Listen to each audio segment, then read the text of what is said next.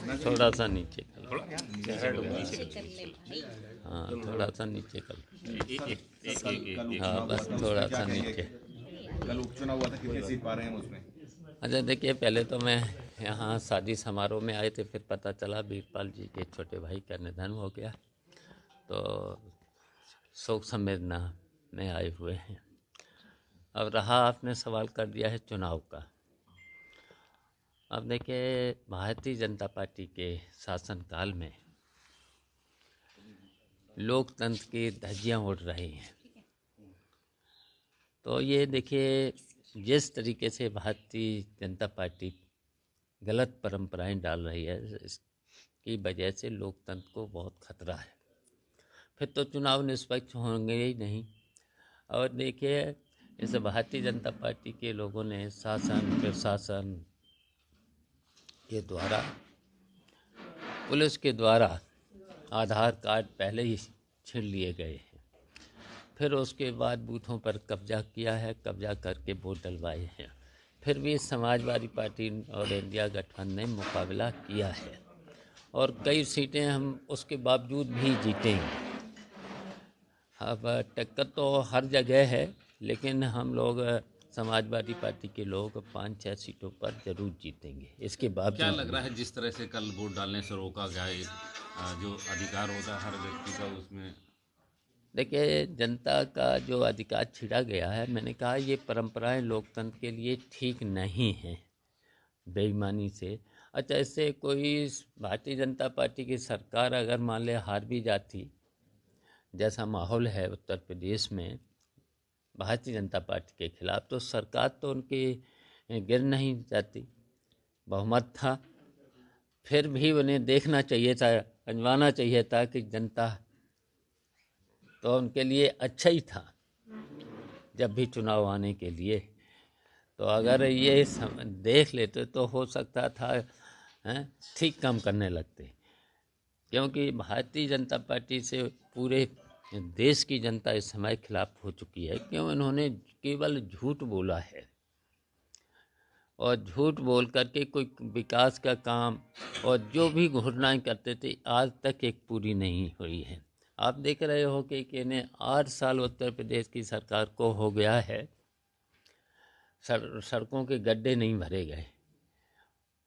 और हम लोगों के समय की सड़कें थीं, आज भी उस पर गड्ढे नहीं हैं।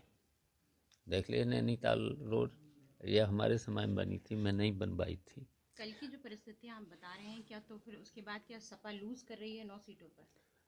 देखिए, मैंने कहा है समाजवादी पार्टी इन परिस्थितियों में, जो देखिए वोट की लूट हुई है, शासन प्रशासन ने किया है, उसके बावजूद भी 5-6 सीटें जरूर जीतेगी।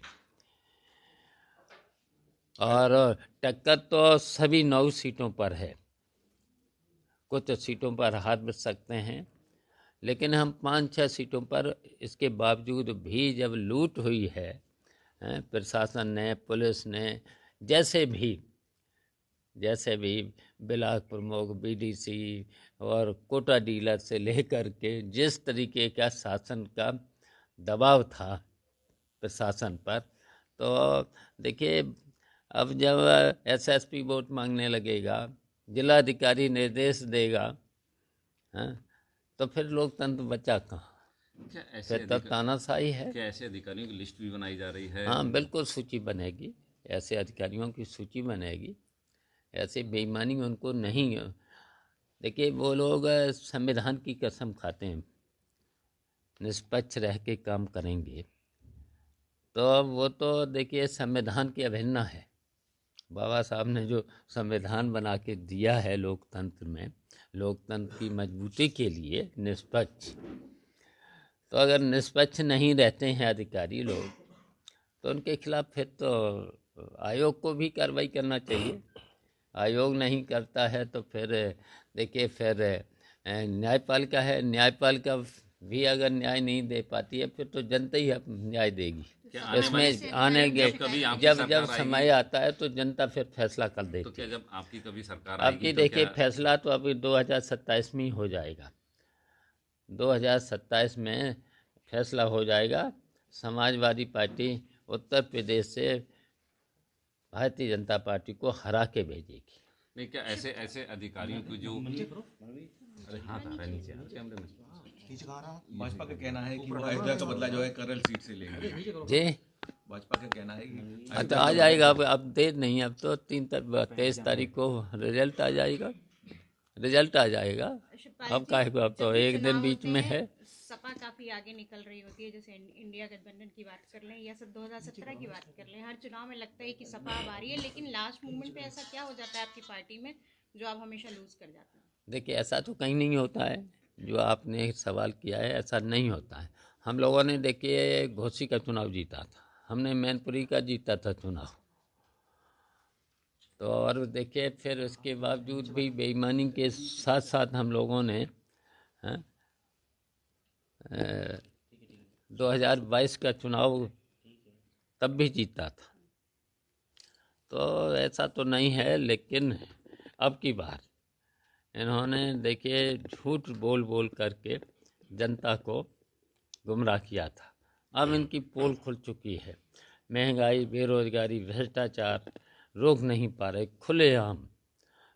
और देखिए भारतीय जनता पार्टी के समय में अधिकारियों पर उनका कोई कंट्रोल नहीं, पूरा पूरा का पूरा इन्हें नौकरशाही के हवाले कर दिया है।